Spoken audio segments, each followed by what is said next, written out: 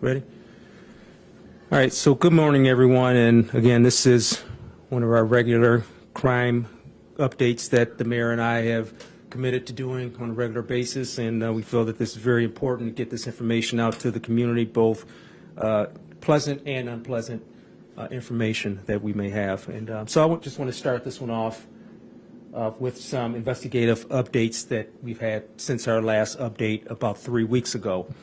And since then, we've made a significant arrest. You know, in some of our prior briefings, one of the questions that has come up is what is the status of the investigation of the homicide that we had on Hamilton Street back on June 25th in our city. And this was a homicide that occurred at about 2:05 a.m. on that date, and Benjamin Rowe was murdered, multiple gunshot wounds as he walked on the streets in the morning. And so we've arrested two suspects. We arrested a 20-year-old person by the name of Jeff Henderson. He was arrested on September 18th, charged with murder 2 and criminal possession of a weapon 2nd. Also arrested was 20-year-old Matthew Brewer, and he was charged with hindering prosecution 1st. So significant updates to that case, one of the more troubling cases that I've seen in my 30-plus year career.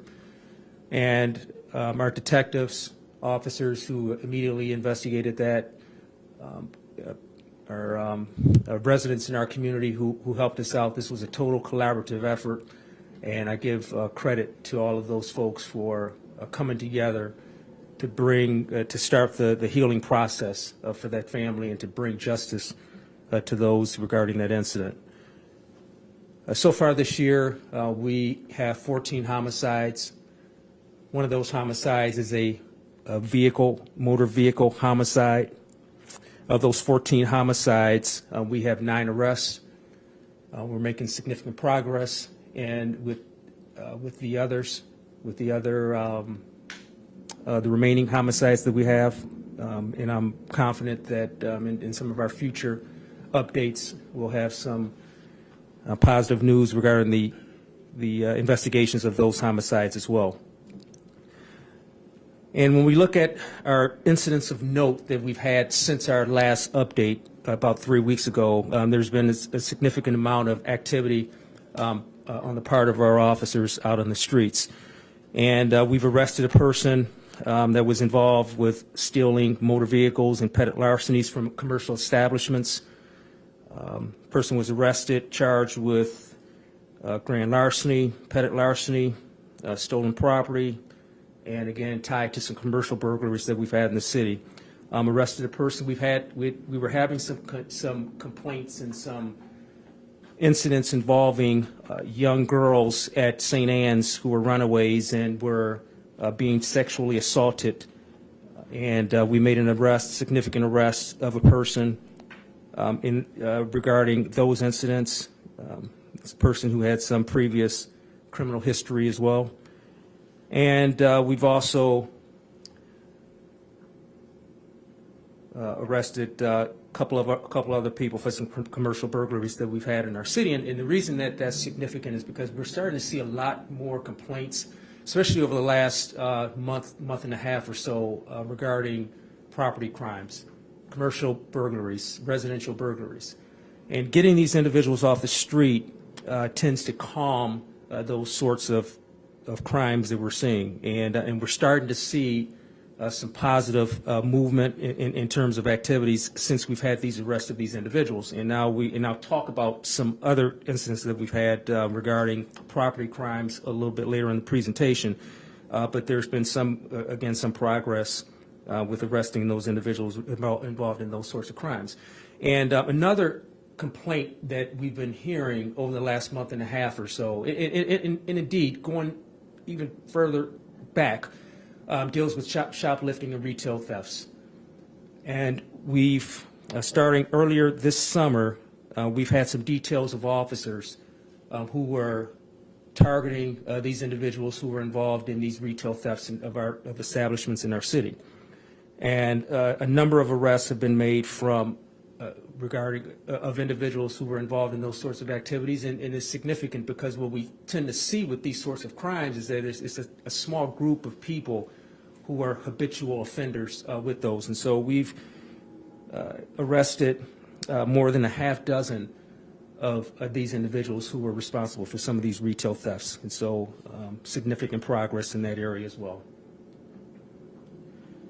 And here we are so far in terms of our year-to-date numbers with shootings in our city. And as I've said before, we've been laser focused in addressing the shooting and gun violence that we started to spike in the city about 3 years ago.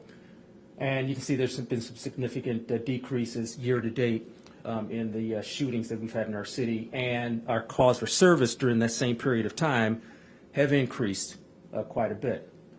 And this is what it looks like percentage-wise.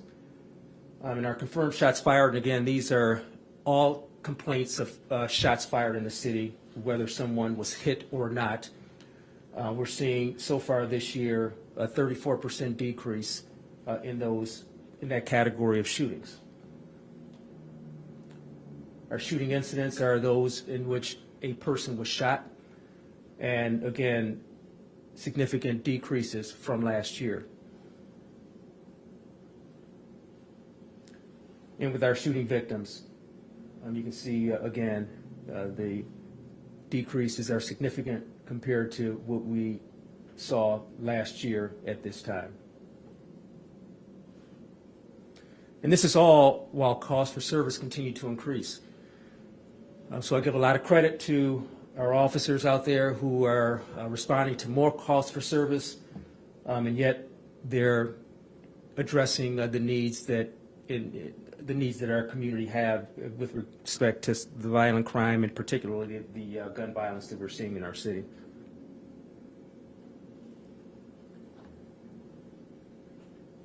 And this breaks it down a little bit further in terms of the overall violent crimes that we're seeing in our, of course, these are murders, rapes, robberies, and aggravated assaults. And compared to this time last year, we're still seeing the steady decreases in those categories. And so one of the messages that we have is that this momentum continues. And I've said before, and I'm convinced of this, and we're committed as a department to, number one, addressing this gun violence that we've been seeing in our community over the last 3 years, and we're doing that.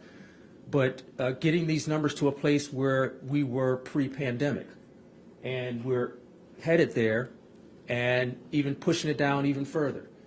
We're committed to, I've said before, making this the safest major city in this country. And we have a blueprint for it, we have a template, and we know what it takes, and we see what the results are when we work as a team, when we work as a community, when there's collaboration and partnerships among all segments of this community. This is what can happen, and we're committed to ensuring that this is what the results will be as we move into the future. And there's been a lot of talk about what's been happening during the summers in our city. And I just wanted to put this up here just to illustrate the difference in activity in our city, our summer activity this year compared to last year. And when we talk about summer activity, we're talking about Memorial Day through Labor Day, or Memorial Day through Labor Day. And you can see some significant decreases in our summer activities this year compared to last year. And we attribute this to a lot of things. First of all, we double down on these strategies, these GIVE strategies to address violence in the city, targeting the most violent that we have, taking them off the street, taking as many guns off the street as we can. But we had a lot of help. Some of our unsung heroes in the city are departments like our recreation department. Our Commissioner Jonathan Jones has a program where he's keeping our young people busy, keeping our young people active, giving them outlets, positive outlets. Our Boys and Girls Club, David Gordon is doing a magnificent job of presenting opportunities for these young men and women, because that's where we have to start. We have to ensure that our young people in this community have some opportunities, so that when they're older people, they're not so inclined to become involved in some of the unpopular activities that may occur in our city. But the numbers speak for themselves. Significant decreases in activity, shootings, and that we're seeing in our city. Calls for service, again, were up. Great job by officers in this department. Great job by members of our community. Great job by other departments, city departments. Then we talk about hotspot policing. At the last update, we identified 4 areas in the city. We're still collecting data from those areas. But one common theme that I'm seeing from the initial data that we have is that it's not the violent crime that is occurring in these hotspots. There's very little, if any, violent crime happening in these hotspots. What we are seeing are a lot of quality of life complaints. We're seeing the person annoying calls, the disorderly calls, people seeing needles in their area, aggressive panhandling, loud music, traffic, those sorts of things. And so what that is telling us is that we're addressing this issue of violent crime in these hotspots. We're not seeing that, but what we have to do is to make sure that we're putting some increased emphasis in our efforts on addressing some of these quality of life complaints, and we're doing that. And the mayor will talk about some of the things that we're doing with respect to mental health in this city and in this county. We're partnering with other agencies to deal with some of these quality of life complaints, but we'll have more at probably the next briefing that we have with some of the more complete data sets that talk about that will illustrate what we're seeing in the hotspots that we have in our city. But again, we're working to address these quality of life complaints that we're seeing in those areas. With this, I'll turn it over to the mayor.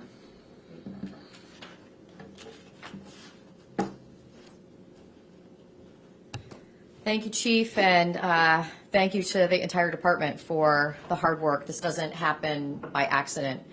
And we are hearing a lot more about quality of life issues, about concerns that people have, and it's important that we address them because based on our experience in the past, sometimes activities that start out as a loud party or a large group of people who may be gambling or engaging in other activity can result in violence. And so it is something that we take very seriously, and we can understand why our residents have expressed concerns. The chief and I have spent a significant amount of time on Lark Street and also the Central Avenue corridor. We've listened to business owners. They've shown us videos of incidents that have occurred in their establishments, outside their establishments, and it is not a norm that is acceptable in the city of Albany. It is not okay for people to publicly urinate and defecate in front of businesses on private property, on our city sidewalks. It is not okay for people to engage in vandalism and to walk down the street and break windows or knock over a statue or smash a flower pot. Those are behaviors that are not acceptable. It's not acceptable for somebody to shoot up in a park and leave a needle behind, or in a parking lot out in the open in the city of Albany. That should not be a norm that any of us think is okay. When you think about the residents of this city, every resident in this city deserves to live on a street that is safe.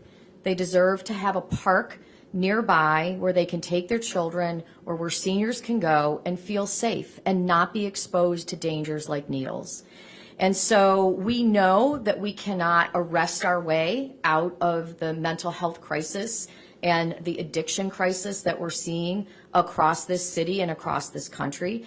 and we can't lay it all at the feet of the police department. Although I do want to stress, when people see activity happening, whether it's vandalism, whether it's a package stolen from your front porch, we want you to call the police. It's important that our residents know posting something on social media is not reporting a crime. And I think that there are some people who don't know that. I can tell you, I see on social media people posting, there's a loud party. They're seeing certain things. Somebody stole packages from my front porch. They're happy to post the video. Call the police. We want to know when crimes are occurring so that we can address those crimes. We can use our hotspot policing to look for patterns and data so that we can then address those issues, because oftentimes these crimes are committed by groups of people acting in concert with each other. But with that said, we also have a lot of people who are suffering. We have people who are suffering from untreated mental illness. We have people who are suffering from addiction and substance use and abuse, and people who are suffering from homelessness. And they need our help. And so we announced last week with the county executive that we are partnering with Albany County. The city of Albany is committing a significant portion of its opioid recovery funding to fund a program that will result in clinicians and case managers on our streets during the times of day that we are seeing the data tell us that there are individuals who are either homeless, addicted, suffering from mental illness, having issues, and that need help. And the clinicians and case managers will work with this population to get them the help that they need. And we believe that by making sure that we're bringing the treatment to the street, we're bringing the expertise to the street, that we will be able to address those issues that people are experiencing. I know reporters have talked to people who are living in encampments or trying they want to put up a tent in Washington Park. And they talk about the fact that they don't want to go to a homeless shelter. Well, sometimes they don't want to go to a homeless shelter because the shelter has rules you can't use. And so they want to use. And so, of course, they don't want to go to the shelter. How do we address that person's issues? How do we meet them where they are in order to be able to get them the help that they need? And so that is what this team is going to be doing. Albany County is going to be contracting with CARES, which is an entity that we also have provided a significant amount of our ARPA funding to help prevent homelessness. They are excellent at rapid rehousing. They are excellent at getting people access to the services that they need. And so that is the street treatment program. There was a pilot that was done by Albany County. One of the things that they found when they did their pilot, because in the pilot we had a police officer who accompanied the street team, and they found that many people didn't want to talk to the police officers or didn't want to talk to the social workers because there was a police officer there. So we're using that information, and we're changing up how we're going to approach individuals who are in our community and who need help in response to that. We are also going to be placing social workers at Center Station and South Station. It is not at all uncommon for an arrestee to be experiencing a mental health challenge or crisis. It is not at all unusual for crime victims to experience crisis when they're at the police station. That can be a very large time commitment on the part of our officers to deal with those types of situations. So having a social worker in the station 24/7 is our initial, what we're initially going to look to staff for. We'll then see what the data tells us about utilization rates, but it will give us the opportunity to provide that social work component right at the police station. And we think that this is an important step to take as we build an internal working group to look at the Accord model that the county has used in the Hill Towns to see how that might be deployed in the city of Albany. But we think that it starts with providing that resource in our police stations in an environment that's controlled, where individuals may be experiencing crisis. And so we are understanding of the challenges that people are facing in their lives. We're not looking to criminalize poverty. We're not looking to criminalize people's mental illness. We're not looking to criminalize people's substance addiction issues, but we do need to get them help, because it is not okay to engage in the types of activities that we are seeing and that we are hearing from our residents and businesses. And so we need to find an alternative path, and we are going to work with individuals where they are to get them onto that path. And you know, as we talk about this holistic approach to ensuring that we have safety in the city of Albany, the violent crime, we're seeing it move in the right direction, but right alongside that, we need to ensure that we're addressing some of these underlying issues and challenges that are impacting people's feelings about safety, businesses' outlooks about whether they even want to be in the city of Albany. We have to address those issues in order to have a healthy, safe, growing, vibrant community. And so we are going to be addressing those issues. We take them very seriously. I also want to speak to the homicide. I want to commend the Albany Police Department for making an arrest. I think one of the things that the chief said about this particular homicide that happened on Hamilton Street is that it's very unusual in the city of Albany for there to be a homicide where the victim and the perpetrator don't know each other. That is an outlier. Typically, when we see homicides, and they're tragic, but they are among people who know one another. And this was a situation where people came into the city of Albany. They do not live in this community. They don't even live in Albany County. And they came into our community with a gun, and they shot and killed somebody who was walking down the street.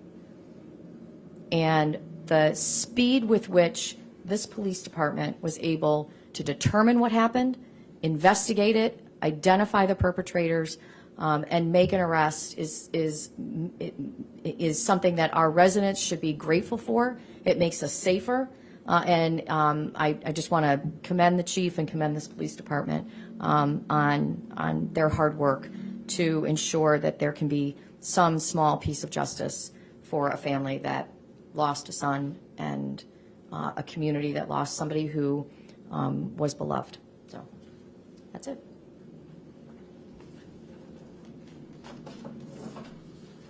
Any questions? 2 questions for the mayor. It's 6 months to the day of the Dome Store fire. Is that still an active investigation? I believe that is still an active investigation. I mean, the chief can speak to that, but I know that there are multiple agencies that are investigating that. Also, there was just another vacant building fire on Tivoli Street, and we're wondering if the cause of that fire has been determined and if there's a bigger concern with these vacant buildings in Albany. You know, the challenge with that building is that the owner of that building actually had an occupied portion of that building. So it wasn't as though there weren't eyes on it, but the cause of that fire has not yet been determined. Thank you. I have a question for the chief. I'm wondering if there are any updates in a series of burglaries and attempted burglaries on Lark Street in the past couple of weeks. There was one at Yamaguchi, Top Asia, and Savoy Tap Room. Yeah, we don't have anybody in custody yet for those, but we're making some significant progress. There's some video evidence that's been very useful during this investigation, and we think that if it's not one person, it's 1 or 2 people that are involved in these, and so I'm confident that soon we'll have some resolution in those cases. And what are some things businesses and people who live in that area can do to maybe assist in investigations like these and maybe even prevent situations like these from happening? Yeah, I think we're getting a lot of cooperation from our business community with those. They're sharing their video. We've got some witness statements, and so they're being very helpful with those. Now, we have a unit in our department that talks about crime prevention through environmental design, which is something that we're connecting with those businesses just as an update to make sure that the structures and the infrastructure placement around their buildings and the shrubbery and things like that are not creating an environment where people feel that they can do some of these things. And so we're looking at those as well. We're looking at increased police presence in some of those areas. We have a team of officers who are rotating around the city based upon activity level. And Lark Street is certainly in that rotation, and they've been getting a lot of attention, and also making sure that we get our beat officer positions filled in that area. And Lark Street, we're in the process of making sure that we get those beat officers filled there as well. So a lot of progress in the investigations, a lot of cooperation. I'm confident that we'll have some positive resolution with those. Question for the chief. Earlier you mentioned aggressive panhandling as an issue. What is the current state of Albany PD's position on panhandling in the city? Are we discouraging residents not to engage with panhandlers? Well, aggressive panhandling is something that is not allowed in the city, in the sense where we have individuals who are committing crimes. If there's some physical contact with people in our city, those things are not allowed. And so we have our officers, they're trained to deal with that. They can't stand in the middle of the roadway and impede traffic. All those sorts of things are not allowed. And so the message is, when we see those sorts of things, then our officers are trained to address those in a constitutional way. We understand that there's a constitutional right to ask for things publicly, but there's a right way and a wrong way of doing it, and our officers are being trained in that sense. And yes, part of our messaging is if there are no opportunities for some of these individuals to get money or valuables, then our experience has been they tend to not do it in those areas. And that would be the ideal situation, I think, as we move forward with those. Sure. Yeah.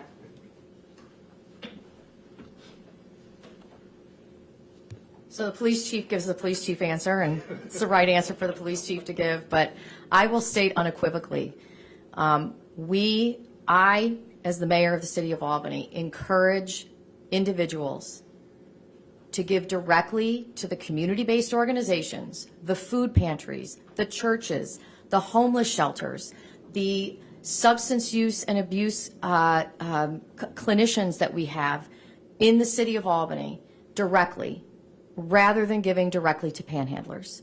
Put the money into the hands of the people who can help those who are struggling in our community. Giving money directly to panhandlers is a way of encouraging more panhandling. And so when people speak of their frustration of panhandlers in our city, and I see them on almost every block sometimes, it seems like all of a sudden that there'll be a group of people and they'll be standing on sidewalks with signs. When people say, I don't want that in my neighborhood, then in order, as the chief said, in order to eliminate that activity, we have to eliminate why people are coming. They're coming because people are giving them money. And I wish that I knew what a person's intent was with respect to the money that they are being handed. I don't know. And neither does anyone else. And so I think it's really important that we support the organizations that are helping these individuals, that are there to help these individuals, rather than giving money directly to panhandlers. Yes, panhandlers have a constitutional right to ask for money. They do. And I have the constitutional right to encourage people to give money directly to the organizations that are helping individuals who are in crisis rather than directly to panhandlers.